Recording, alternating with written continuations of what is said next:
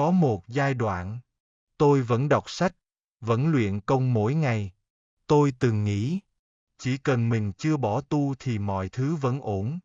Nhưng có một ngày tôi nhận ra rằng, người đang rời xa con đường, không phải ai khác, mà là chính tôi. Bởi tôi nhận thấy rằng, có nhiều người nhìn tôi và nghĩ tôi là một người tốt, một người có đức tin. Nhưng chỉ mình tôi biết, bên trong cái vỏ bọc chân thiện nhẫn ấy, là một con quái vật ích kỷ đang gào thét từng ngày. Nếu bạn cũng đang gồng mình để trở nên hoàn hảo, thì video này dành cho bạn.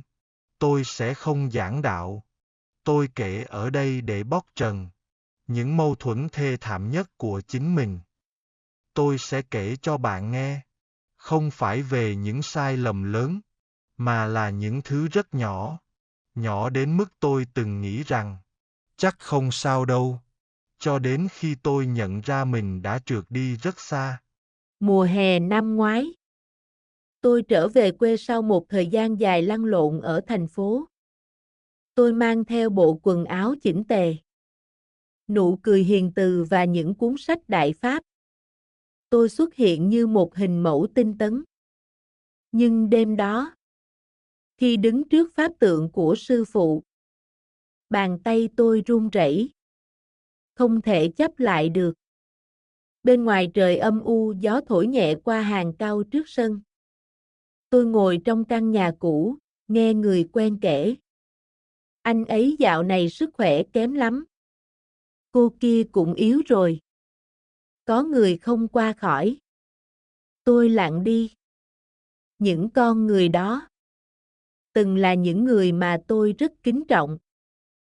Tôi nhìn thấy những người đồng tu cũ, những người tôi từng ngưỡng mộ, vì sự kiên cường của họ trước sóng gió, giờ đây đang gục ngã trước bệnh tật, trước sự cô đơn, hoặc ra đi trong lặng lẽ.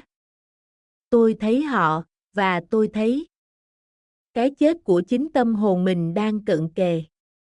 Tay cầm ly nước mà tim như bị bóp lại. Không phải vì sợ, mà là vì một suy nghĩ rất khó nói ra. Đó là, nếu là mình thì sao? Tối hôm đó, tôi mở sách ra đọc, nhưng chỉ vài phút mắt tôi bắt đầu lơ đãng. Miệng vẫn đọc, nhưng đầu thì nghĩ chuyện khác. Tôi dừng lại. Một cảm giác rất khó chịu trồi lên. Không phải vì tôi không học, mà là vì tôi đang giả vờ học. Khoảnh khắc đó, tôi biết có cái gì đó trong mình đã lệch đi rất xa. Một buổi sáng, tôi mở sách ra. Mắt tôi đọc chữ chân. Nhưng đầu tôi lại nghĩ về hóa đơn tiền điện, về dự án bị khách hàng từ chối. Tôi đọc sách bằng miệng. Nhưng tâm tôi đang ở một nơi khác. Đầy rẫy những toan tính thiệt hơn. Tôi lừa dối cả thần Phật bằng sự tôn nghiêm giả tạo trên nét mặt, trong khi bên trong là một khoảng trống mênh mông. Không một giọt pháp lý nào thấm vào được. Đó có phải là tu luyện không? Hay chỉ là một vở kịch? Tự mình đóng. Tự mình xem. Nhìn lại việc. Tôi dành cả ngày để giúp đỡ người khác. Làm thêm việc này việc nọ để hỗ trợ họ. Tôi tự nhủ đó là thiện, là trách nhiệm. Nhưng sự thật là gì? Là tôi sợ cô đơn. Tôi dùng sự bận rộn để lấp đầy nỗi sợ. Phải đối diện với chính mình. Tôi không buông bỏ được cái tình ích kỷ. Rồi lại lấy danh nghĩa người mẫu mực để bao biện cho sự giải đãi trong tu luyện. Tôi đang tu, hay tôi đang bám víu vào thế gian để tìm cảm giác an toàn? Tôi chỉ có thể hướng nội mà suy xét vấn đề. Tôi bắt đầu nhìn thẳng vào mình. Và tôi thấy 4 điều mà trước giờ tôi luôn né tránh. Đó là: thứ nhất là tôi biết rất rõ, nhưng tôi không làm. Tôi biết học Pháp không phải đọc cho đủ. Nhưng mỗi lần mở sách, Tôi lại đọc như hoàn thành nhiệm vụ. Đọc xong. Tôi thấy nhẹ nhõm như vừa xong việc. Nhưng thật ra, tôi chưa từng đối chiếu bản thân. Tôi sợ. Sợ phải nhìn thấy những chỗ mình chưa tốt. Sợ phải thay đổi. Nên tôi chọn cách đọc cho qua. Điều thứ hai là tôi giữ hình thức để che đi sự lỏng lẻo bên trong. Tôi vẫn luyện công. Nhưng có những hôm chân tay cử động mà tâm thì trôi đi nơi khác. Đặc biệt là lúc ngồi tĩnh công. Tôi để mình thả lỏng rồi chìm vào trạng thái mơ màng. Tôi từng nghĩ thả lỏng cũng là tốt mà. Nhưng sâu bên trong tôi biết rằng tôi đang trốn tránh sự nghiêm túc. Tôi không muốn chịu cái khổ của việc giữ chánh niệm. Điều thứ ba là tôi nói mình buông bỏ cái tình. Nhưng thật ra tôi đang bám rất chặt. Tôi luôn nghĩ mình không bị tình chi phối. Nhưng mỗi lần gia đình có việc, tôi sẵn sàng gác lại mọi thứ. Tôi tự nhủ. Đây là trách nhiệm. Nhưng có những lúc, tôi bận rộn đến mức không còn thời gian tĩnh lại.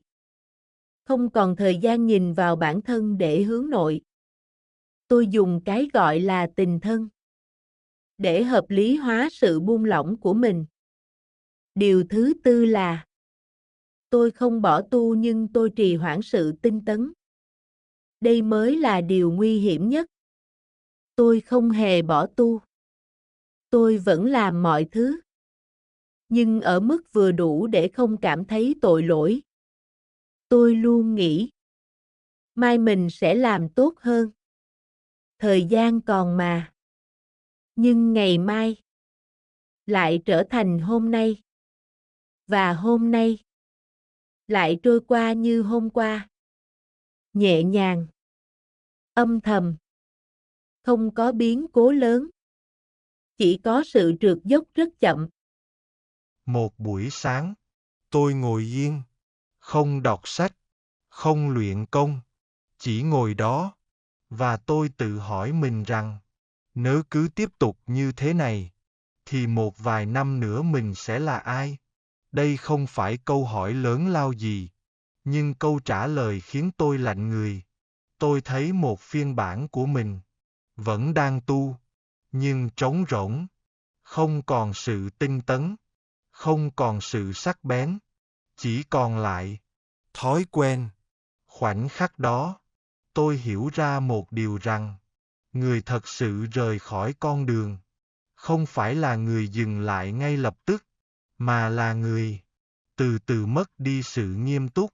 Đêm đó, tôi ngồi một mình, không mở điện thoại, không bật đèn sáng, chỉ có ánh sáng mờ từ cửa sổ.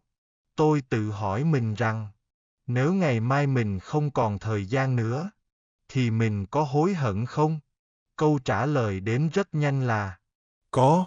Không phải vì tôi chưa làm được điều gì lớn, mà vì tôi đã sống quá hời hợt với chính con đường mình chọn.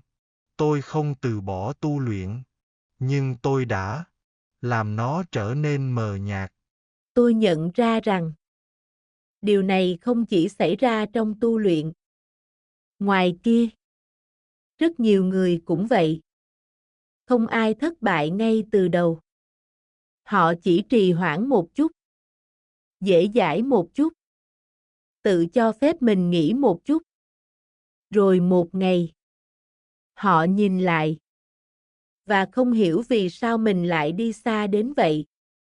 Rất nhiều người bắt đầu một điều gì đó với tất cả sự nghiêm túc. Nhưng theo thời gian, họ không dừng lại. Họ chỉ trở nên lỏng lẻo hơn. Không ai nhận ra ngay.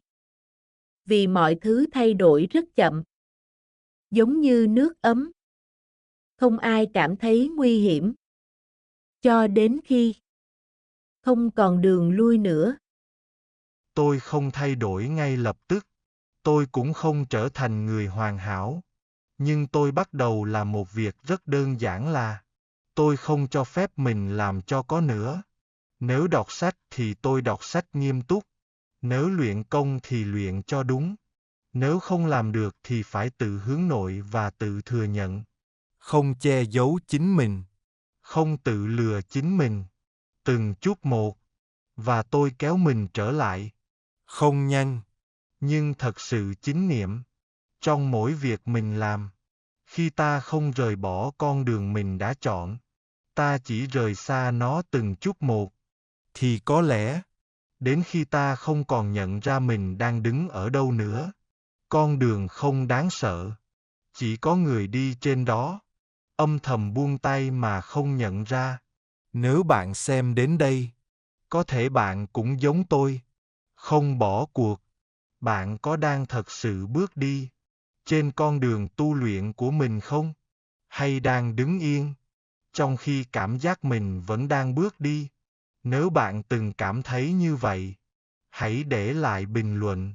Không phải để chứng minh điều gì, chỉ để chúng ta biết rằng ta vẫn đang tự tu sửa chính mình. Cảm ơn bạn đã xem video này. Nếu có các chia sẻ của bạn ở phần bình luận, tôi luôn đọc, suy ngẫm và tiếp nhận. Trân trọng cảm ơn.